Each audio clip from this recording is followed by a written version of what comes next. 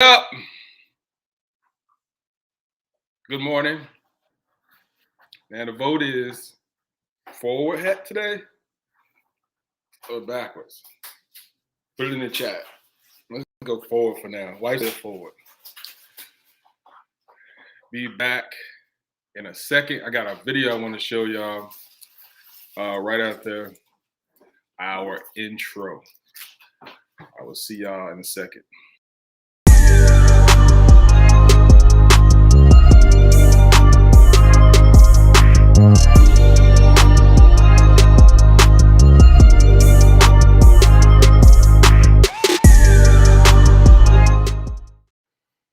Good morning. Good morning. It's Friday. The Lord is good. His mercy endureth forever. Today we're talking about why should I trust God? Why should I trust God? I can hear you now. Some of our super saved people. Of course we should trust God. Well, some people don't, not where you are, right? So we're trying to look at that today, right? We're trying to look at that because this show is to make sure that we are encouraged, getting ready to go to work in the morning, get ready to do whatever we do in the morning. And so my job every morning, in spite of how I feel, is to let you know we up. We up. So why do I keep saying we up? This is our motto because you could easily be down. And when I say down, I mean in the ground. But today we are up. Okay. I want to show y'all a video just to encourage you this morning. I want to make sure that we all being encouraged. Let me go ahead and share my screen just for fun.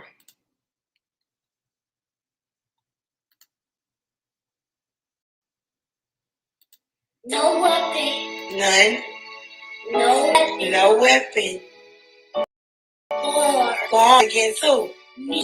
It ain't gonna what? It ain't gonna work. It ain't gonna work. It ain't gonna work. It's not gonna work. It's never gonna work. It's never gonna work. Give me that. No weapon. None. No weapon. No weapon.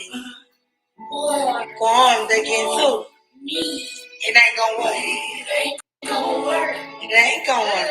It ain't gonna work. It's not gonna work. It's never gonna work. It's never gonna work. Baby. Life. On life. Life. Period. It ain't gonna work. It ain't gonna work. Baby. Life. On life. Life. On life. Period. It ain't gonna work. That's beautiful. And that's what we should be saying today. That no matter what weapon is formed against us, it's not going to work. That was another video y'all heard in the background. But it's not going to work. Whatever God has planned for your life, whatever weapon is formed against you today is not going to work. Today, so we asking, why should I trust God? Now, some of y'all, like we said, are going to say, well, of course you should trust God. But we know that there are times and there are people who sometimes find it hard to trust God, right? Find it hard to be able to trust God in what they're going through. And so let's just think about this thing for a second. Sometimes we lose people in our lives. Sometimes we lose things in our lives.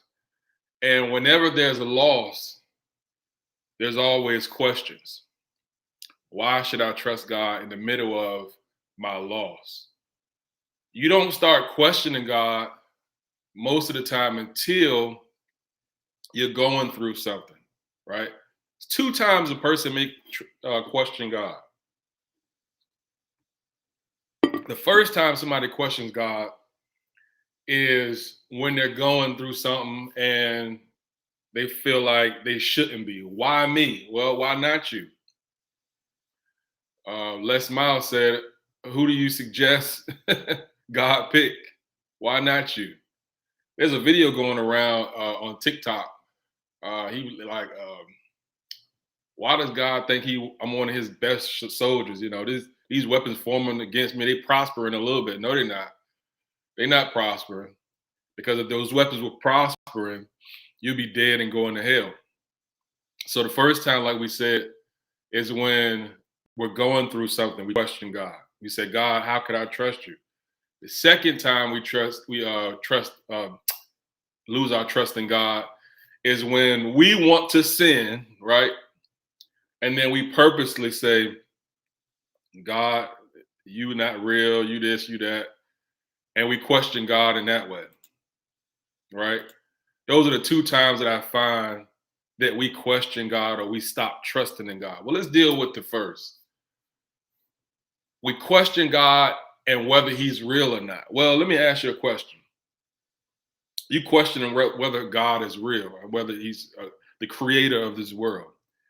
If I showed you my house or my car or anything that I have, even this computer that's in front of me, and I told you that it built itself, that all the parts came together and it built itself, what would you think about me? You would think I was crazy.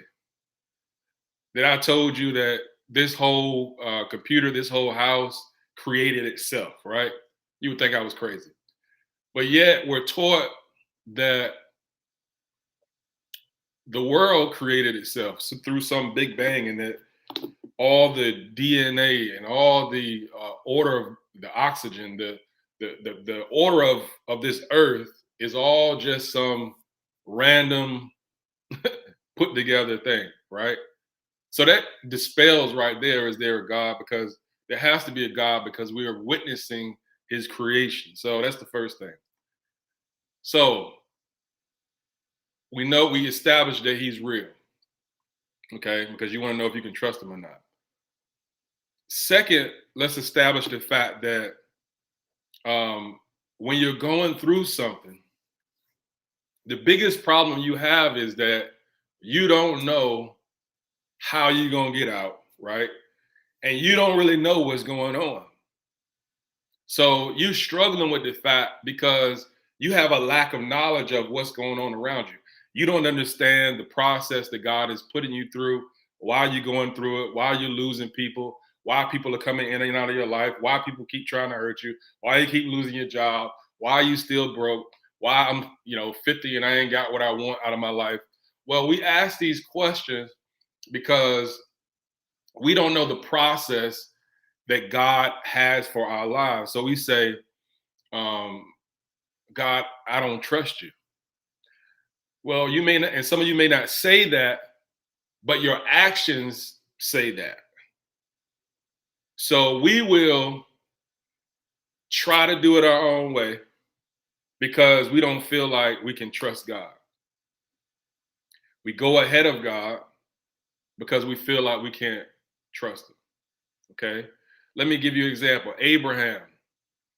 God promised that he was going to give him a child. But instead of waiting on God, he decided, what am I going to do? I'm going to impregnate my maidservant. And now we got a different dynamic going on because I didn't trust God and what he said he was going to do. We have a problem with trusting God. So why should I trust God? Understand this, that if you knew everything that God knows, he could no longer be your God. Because now you know everything. He can no longer be your God. So it's almost like, I forgot, they got these things where, I forgot what you call them, but one person stand behind you, you just got to kind of lean back and trust that they're going to catch you. You can't see them. You don't know if they're still back there. You don't know if they're going to catch you. And that's the way we do with God, right? So, God, are you going to catch me? That's what we're asking. You going to catch me, God? Huh? But we forget his track record. We forget the fact that he's caught us before. We forget the fact that I've been down before. I've been broke before. I've been out before. People have left me before. let's deal with that people leaving us. And I want you guys in the chat. I want you guys, you know, interacting with us and putting your perspective in. But let's deal with that people leaving us piece of it. When the train stops, somebody got to get off. Let me say that again. When the train stops, somebody has got to get off. I remember there's been times in my life during ministry, during just life in general, where I thought people were going to be in my life for the rest of my life.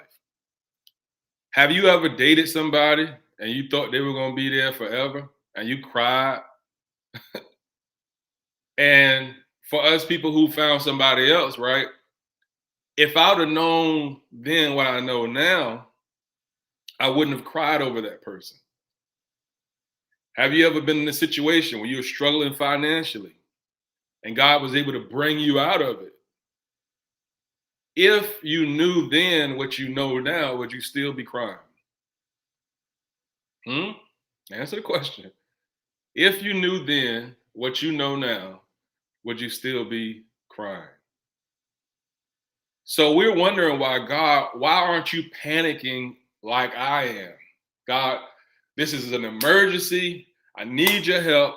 I need you to be as fierce and angry about this thing as I am. But we're talking about a God who can see the end from the beginning. He knows what's going to happen. So why are you trying to get him to get upset the way you're getting upset? It's almost like you see somebody going through something, or you going through something and you want them to just be as panicky as you are, right?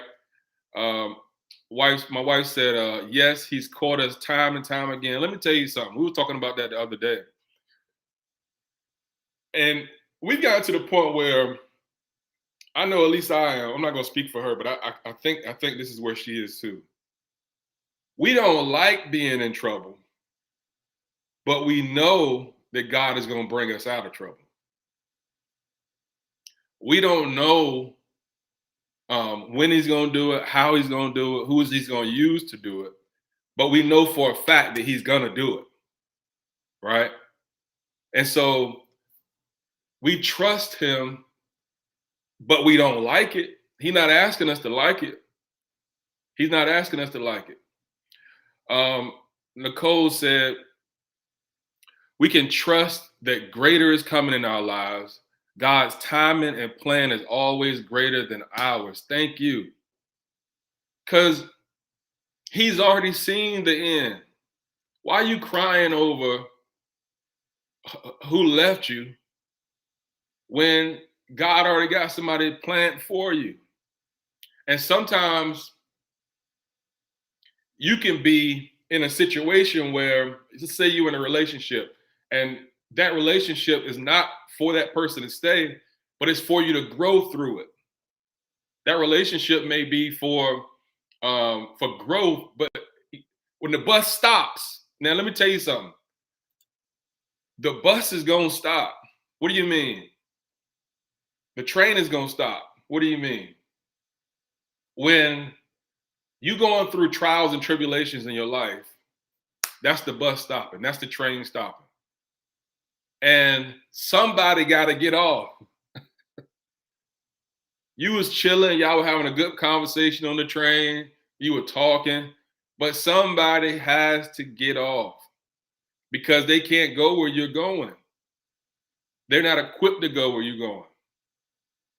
Right? And so being able to discern, okay, God, I thought they were going to take the whole ride with me. Never get to the point where you feel like you need anybody in this life.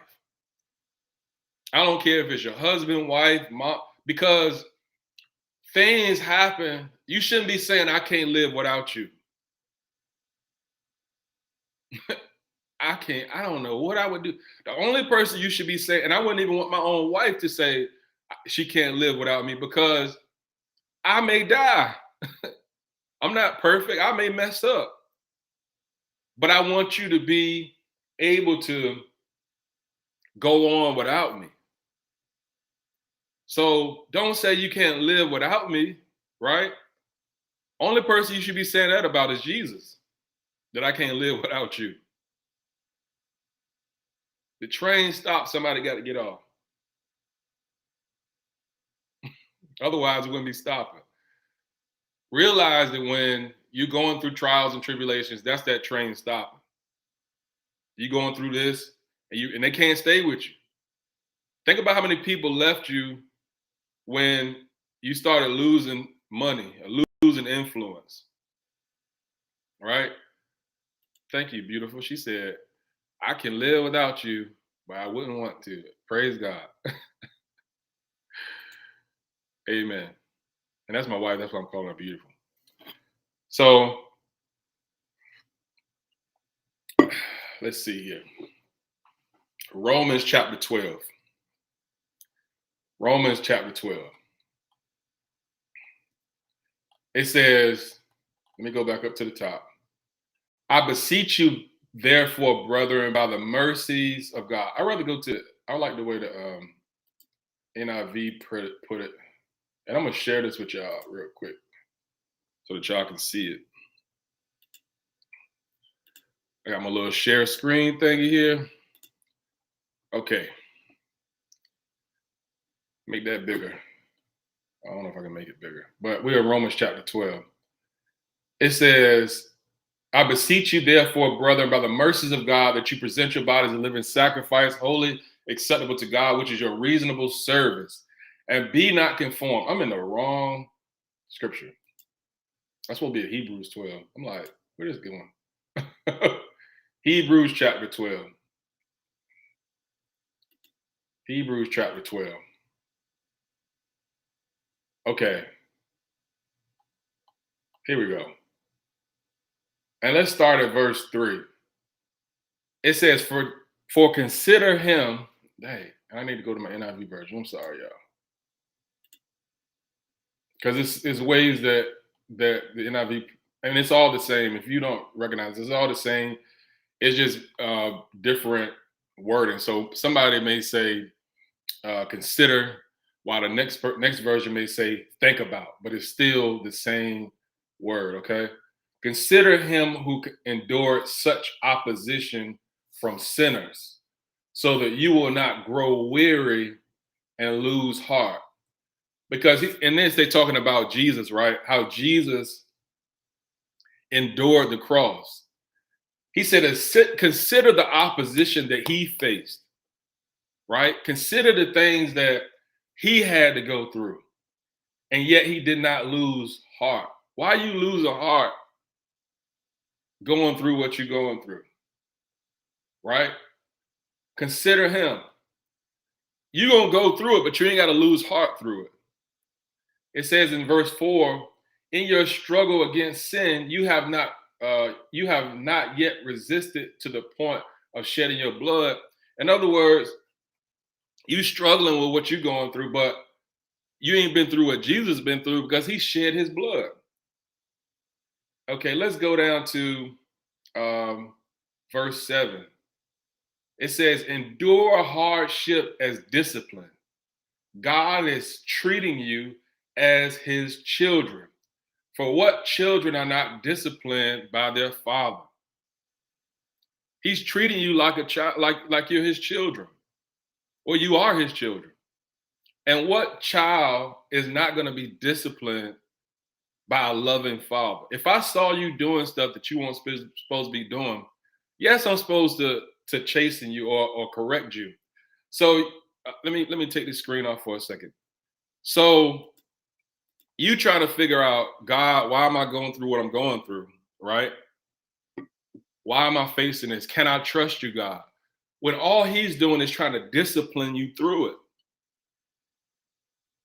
And last night, I told you about the group of girls that I'm coaching, right?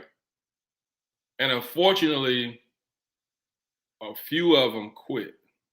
And I was heartbroken, right? Why? Because they were saying that it was too hard. They had never played before. And they weren't seeing any progress in their own, because what I did was I had them go do drills and all this stuff, right? And they weren't seeing they weren't seeing progress. But the progress is not for you to see. I saw it. I saw it. I saw the progress from when we started till now. God sees the progress in your life, even though you don't. Even though you don't. Don't quit early, because if you quit early, you'll never see what God is trying to show you. And so I'm walking this line between disciplining them and keeping them disciplined and accountable while not wanting to lose them. God is doing the same thing in your life. He's trying to keep you disciplined. He's trying to keep you on the right path, but we stop trusting him and we quit the team. We quit the team. Think about how many people will quit the team. And they go into witchcraft. They're going to astrology. They're going to all type of things. Why? Because they quit the team. Trust God. Trust the process. Because it's the process that's going to make you stronger. Let's look at another comment. It says, we also have to remember that most time last God has been better to us than we've been to ourselves. That's another reason to put our trust in him, knowing that he loves us and cares. He cares about us more than we care about ourselves. Think about the destructive stuff that you do to yourself.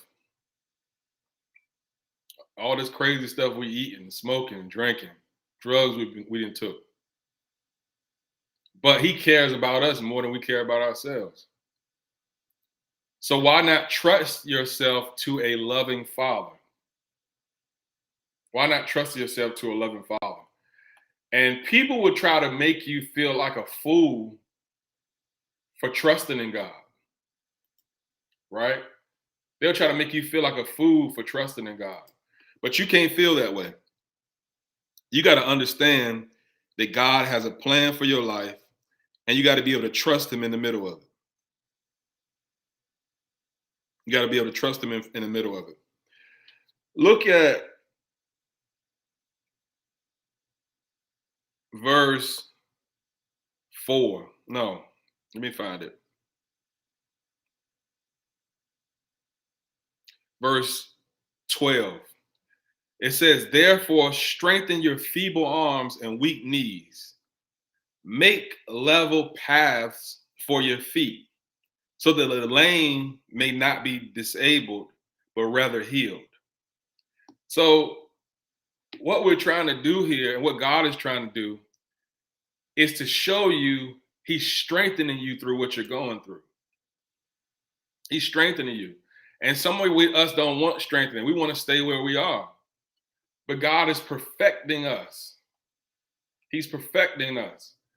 There's another verse found in Psalm chapter 11, verse 3. It says, when the foundations are being destroyed, what can the righteous do? When the foundations are being destroyed, what can the righteous do? Right? And let me block one of these people up here. Okay, good. I lost my train of thought. Okay, what can the righteous do?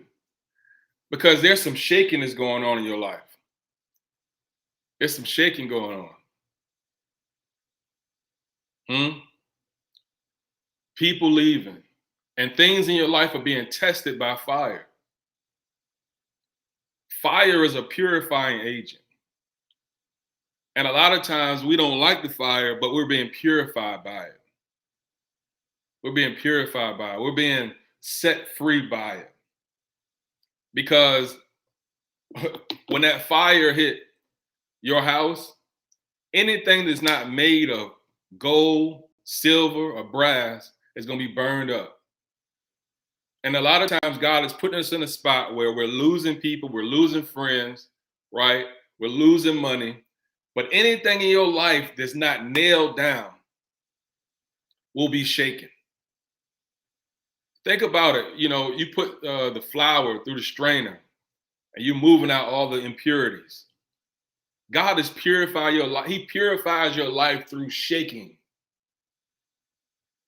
He shakes people. He shakes things. Let me ask you a question. If you knew that God was putting in your life who needed to be there and taking out who needed not to be there, would you allow him to shake your life? Would you allow him to shake your life? And a lot of us don't want him to shake our lives because we comfortable being with people who are not really for us.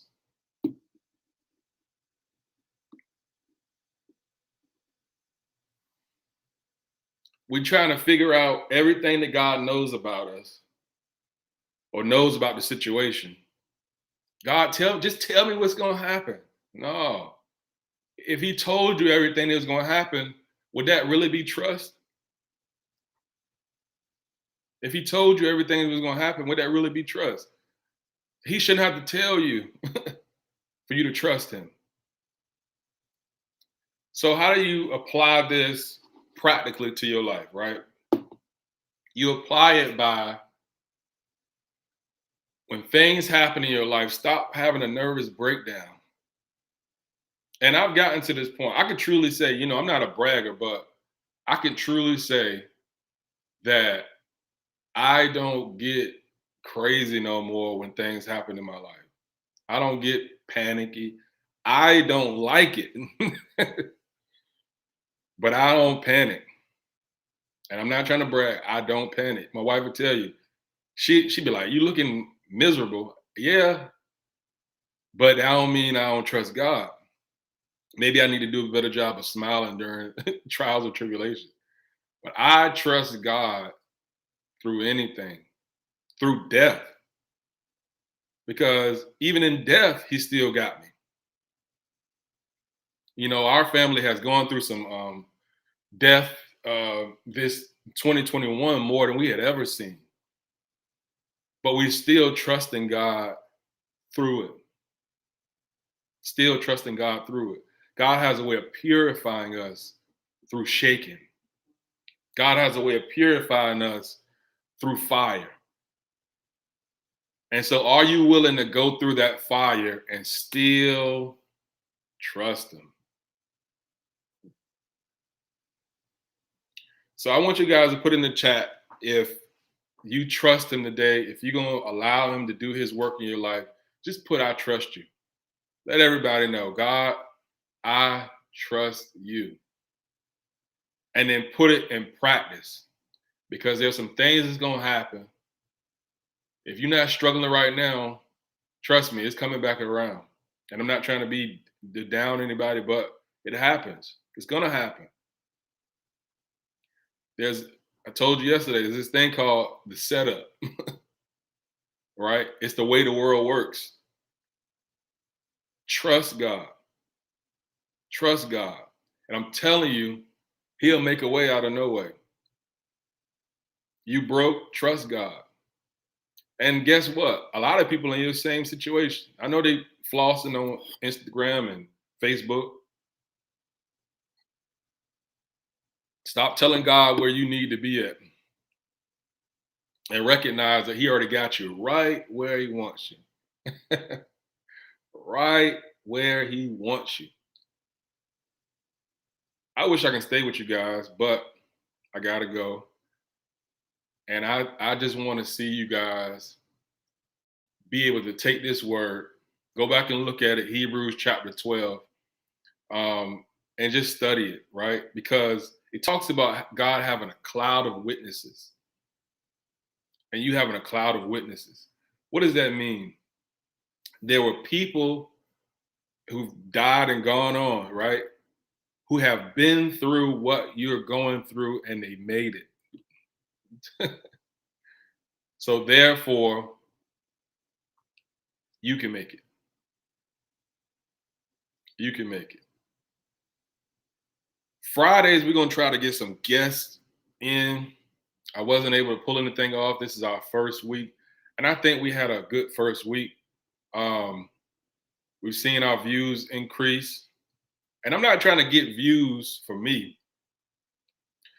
But I think if I'm investing this time to come to you guys each morning, because it's not easy, right? Then I would hope that you would share it and like it, because we want more people to be able to see it. I'm going to do my part to try to get this out, but I want you to do your part as well. I thank you guys who have been sharing it, to my wife, to Candace, to Reverend Tyson from Wake Up Call. Her show comes on at 11. So I encourage you to look at that. And just everybody who has supported so far. This is your show. If you want to come on, guess what? I can put a link in and we can chat. I'm looking forward to hopefully seeing one of you guys come on and we can talk live just about the goodness of God. I'm working on getting some people on, but everybody a little bit shy. So please bear with us. Please join us every morning, 8 a.m. Today is Friday. Have a great day. We'll be back Monday. I'll see you guys later. Love you guys.